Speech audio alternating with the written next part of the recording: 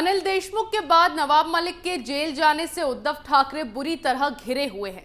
BJP लगातार Aghadi gang की पोल खोल रही है और ईडी आईटी की टीमें भ्रष्टाचार पर मंत्रियों को बेनकाब कर रही है। चारों तरफ थू थू होने पर आखिर में अब उद्धव ठाकरे को चुप्पी तोड़नी पड़ी। उद्धव ठाकरे ने नवाब मलिक पर बड़ा बयान दिया। क्या कुछ कहा, इस रिपोर्ट में देखिए। महाराष्ट्र के मंत्री नवाब मलिक के जेल जाने पर एनसीपी पूरी तरह बौखलाई। शरद पवार से लेकर संजय राउत तक जांच एजेंसियों को घेरने मैदान में उतर आए, लेकिन उद्धव ठाकरे कुछ नहीं बोले। सरकार की जमकर थू-थू हुई, लेकिन उद्धव ठाकरे फिर भी कुछ नहीं बोले। आखिर में जब चौतरफा घिरने पर पानी सिर से ऊपर हो गया तो उद्धव ठाकरे को चुप्पी तोड़नी ही पड़ी, और ये चुप्पी उन्होंने विधानसभा में तोड़ी। अपने नेताओं के बचाव में उद्धव ठाकरे बीजेपी को घेरते नजर आए, लेकिन आखिर में उन्होंने भी मान लिया कि उनके नेता यानी नवाब मलिक का दाऊद से कनेक्शन था। मुख्यमंत्री उद्धव ठाकरे ने विधानसभा में कहा कि अगर नवाब मलिक का कई सालों से दाऊद इब्राहिम के साथ संबंध था तो केंद्रीय एजेंसियां इतने सालों से क्या कर रही थी। ये मामला अदालत में है।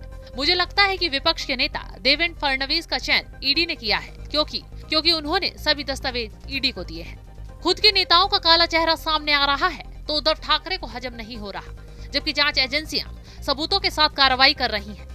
नवाब मलिक का दाऊद से कनेक्शन और मनी लॉन्ड्रिंग के सबूत मिल चुके हैं। सच सामने होने के बावजूद भी ये लोग बौखलाए हुए हैं और जांच एजेंसियों के बहाने ही मोदी सरकार को रडार पर ले रहे हैं। वहीं उद्धव ठाकरे ने केंद्र से सवाल किया है कि दाऊद कहां पर है।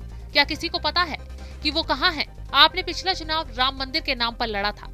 क्या अब आप दाऊद के नाम पर वोट मांगने के लिए तैयारी कर रहे हैं? क्या ओबामा ने ओसामा बिन लादेन के नाम पर वोट मांगे थे? अगर आप में हिम्मत है तो दाऊद को मारिए। क्या आप ऐसा करेंगे?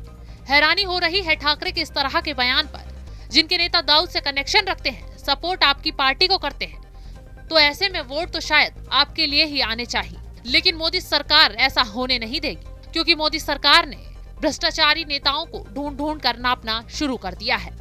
नवाब मलिक पर पहली बार उद्धव ठाकरे का ये बयान सामने आया है और उद्धव ठाकरे ने भी नवाब का बचाव करते हुए मोदी सरकार को घेरा है। उद्धव ठाकरे का कहना है कि जब आपको पता था कि नवाब का दाऊद से कनेक्शन है तो कार्रवाई करने में इतनी देरी क्यों? उद्धव की ये बौखलाहट साबित कर रही है कि वो अपनी सरकार की फजीहत होने से तंग आ गए हैं और बीजेपी पर ही अपनी भड़ास निकाल रहे हैं। ऐसी खबरें हम आपके लिए लाते रहेंगे। तब तक के लिए देखते रहिए कैपिटल टीवी।